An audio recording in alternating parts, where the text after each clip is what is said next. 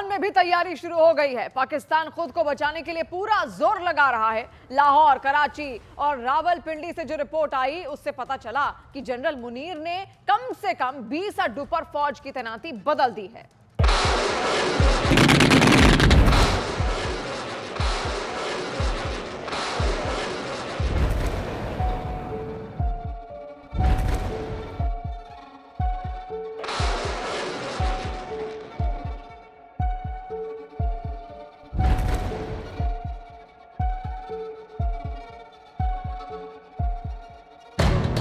गुजरांवाला और सियालकोट में air defence alert पर है।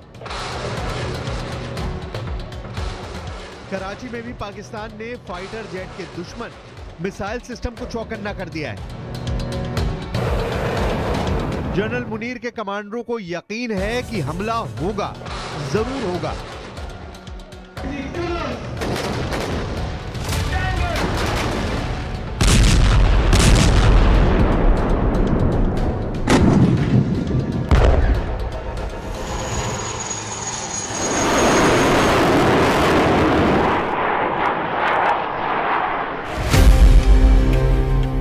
पाकिस्तान के पास 3 तरह के एयर डिफेंस सिस्टम हैं जो चीन से लिए गए हैं। पहला है FM-90 जिसकी रेंज 15 किलोमीटर तक है। दूसरा है HQ-16, इसकी रेंज 70 किलोमीटर तक है। तीसरा है HQ-9, इसकी रेंज 300 किलोमीटर है। और यही किसी भी एयर स्ट्राइक से बचने के लिए पाकिस्तान की सबसे बड़ी गारंटी माना जाता है। पाकिस्तान इस वक्त पूरी तरह डिफेंसिव है। उसे पता है कि कोई ना कोई स्ट्राइक तो जरूर होगी और इससे बचने का सिर्फ एक रास्ता है, वो ये कि सही जगह पर उसके सही हथियार तैनात किए जाएं। पाकिस्तान ने भारत से लगी सीमा के करीब 2 लोकेशन पर अपने बड़े रडार सिस्टम तैनात किए हैं। एक है सियालकोट और दूसरा है लाहौर। दोनों जगह उत्तरी फ्रंट का हिस्सा है और 1965 के बाद 1971 के बहुत ही खतरनाक युद्ध के शश्मदीद गवाह रहे हैं। पाकिस्तान के अंदर लगातार हथियारों और सैनिकों की मूवमेंट तेज हो गई है। सड़कों पर आर्टिलरी देखी जा सकती है। तोप और टैंकों को एक जगह से दूसरी जगह ले जाया जा रहा है, जिससे साबित होता है कि जमीन पर पाकिस्तान की तैयारी जीरो रही है। और अब पहलगाम आतंकी हमले के बाद उसे अचानक ये ख्याल आया है कि भारत तो जवाबी हमला भी करेगा। खैबर पख्तूनवा और पंजाब के कई मिलिट्री अड्डों से फोर्स POK में भेजी गई है ताकि LOC पर मोर्चे को मजबूत बनाया जा सके। क्योंकि अगर भारत कोई सर्जिकल स्ट्राइक करता है, जैसा उरी पर हुए आतंकी हमले के बाद हुई थी, ऐसे हालात में पाकिस्तान के पास फौज का बैकअप मजबूत रहे। कहूँगा कि एक क्लैश की सूरत हाल बिल्कुल नजर आ रही है। अल्लाह करे एवर्ट हो जाए, हम कोई जंग मुसल्लत हमारी तरफ से तो कतई तौर पे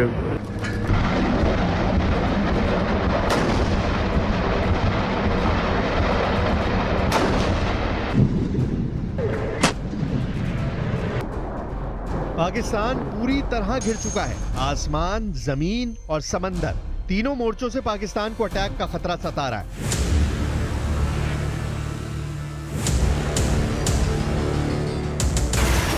सुखोई 30 MKI से लेकर राफाल और ब्रह्मोस से लेकर नौसेना के बड़े बड़े जंगी जहाज बता रहे हैं कि पाकिस्तान को चौंकाने वाले बहुत ही खतरनाक मिशन की शुरुआत हो चुकी है।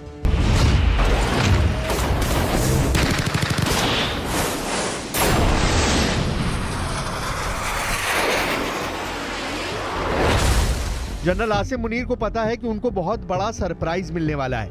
पहलगाम में हुए आतंकी हमले का बदला भारत लेगा, इसकी गारंटी 100% है। ऐसे में पाकिस्तान ने आसमान में बचने के लिए क्या तैनात किया है वो भी देख लीजिए। पाकिस्तान में AEWC यानी एयरबोर्न अर्ली वार्निंग वाले विमान, जैसे कि स्वीडन से लिया गया साप 2000 एरियाई, ये 450 किलोमीटर की रेंज में हवाई गतिविधियों पर नजर रखता है। ये विमान इस वक्त उत्तरी पाकिस्तान से दक्षिण पाकिस्तान तक लगातार चक्कर लगा रहा है ताकि भारत की तरफ से उड़ने वाले किसी भी विमान जो उसकी तरफ बढ़ रहे हों, उनका फौरन पता लगा सके। पाकिस्तान के पास ऐसे 9 विमान हैं जो लगातार भारत के बॉर्डर की तरफ बारी बारी से उड़ान भर रहे हैं। पाकिस्तान को पक्का पता है कि हमला होगा, ये बात शहबाज शरीफ भी जानते हैं, पाकिस्तान की फौज भी जानती है। जनरल आसिम मुनीर और उनके एक कमांडर को पता है कि पहलगाम का बदला तो लिया जाएगा, लेकिन तमाम तैनाती और मूवमेंट के बीच पाकिस्तान में कुछ ऐसी हरकत भी हुई है जिससे साफ पता चलता है कि वहां की पॉलिटिकल लीडरशिप को इस वक्त सबसे बड़ा खतरा अपने किसी बड़े अड्डे पर हमले का है। Our valiant armed forces remain fully capable and prepared to defend the country's sovereignty and its territorial integrity against any misadventure, as clearly demonstrated by its measured yet resolute response to India's reckless incursion in February 2019. Pakistan की military leadership पर pressure लगातार बढ़ रहा है और पाकिस्तान की तमाम movement और हथियारों की तैनाती के बीच जनरल सैयद आसिम मुनीर अहमद शाह बहुत ज्यादा चर्चा में है। भारत पर पिछले 6 साल के दौरान बड़े आतंकवादी हमलों के लिए यही शख्स जिम्मेदार है। इसी शख्स ने भारत के खिलाफ रची जाने वाली हर बड़ी साजिश को हरी झंडी दिखाई है। जनरल सैयद आसिम मुनीर अहमद शाह की भारत को लेकर नफरत की 2 बड़ी मिसाल देखिए।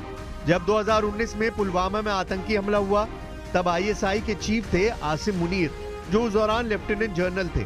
जब 2025 में पहलगाम में आतंकी हमला हुआ है तब पाकिस्तानी सेना के प्रमुख हैं आसिम मुनीर, लेकिन आईएसआई की कोई हरकत इनकी आंखों से गुजरे बगैर पूरी नहीं होती। यानी जनरल आसिम मुनीर का शैतानी दिमाग 2019 में भी चला और यही शैतानी दिमाग 2025 में सुपर एक्टिव है। जनरल मुनीर को 25 अक्टूबर 2018 में आईएसआई का चीफ बनाया गया था। तब इमरान खान प्रधानमंत्री थे। आईएसआई की कुर्सी संभालने के 4 महीनों के अंदर पुलवामा में सबसे बड़ा आतंकी हमला हुआ और इस तरह जनरल आसिम मुनीर की वो ख्वाहिश पूरी हुई जिसका ख्वाब वो कई सालों से देख रहे थे। पाकिस्तान में साल 1968 में पैदा हुए हाफिज असीम मुनीर, जो वर्तमान में पाकिस्तान के फौज के जनरल हैं, उन्हें शुरू से ही कट्टर अफसर के तौर पर जाना जाता है। सबसे बड़ी बात यह है कि हाफिज का जो परिवार है, उनका पूरा परिवार यानी हाफिज असीम मुनीर का जो परिवार है, उनके परिवार को भी हाफिज का दर्जा इसलिए दिया गया है क्योंकि उनके परिवार के कई लोगों को कुरान पूरी तरह से याद है।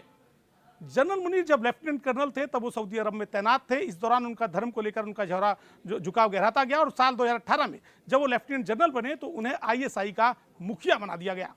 साल 2019 में पुलवामा हमला हुआ था और अब पहलगाम का हमला भी उनके नेतृत्व में रहते हुए किया गया है। 25 अक्टूबर 2018 को आसिम मुनीर आईएसआई के चीफ बने।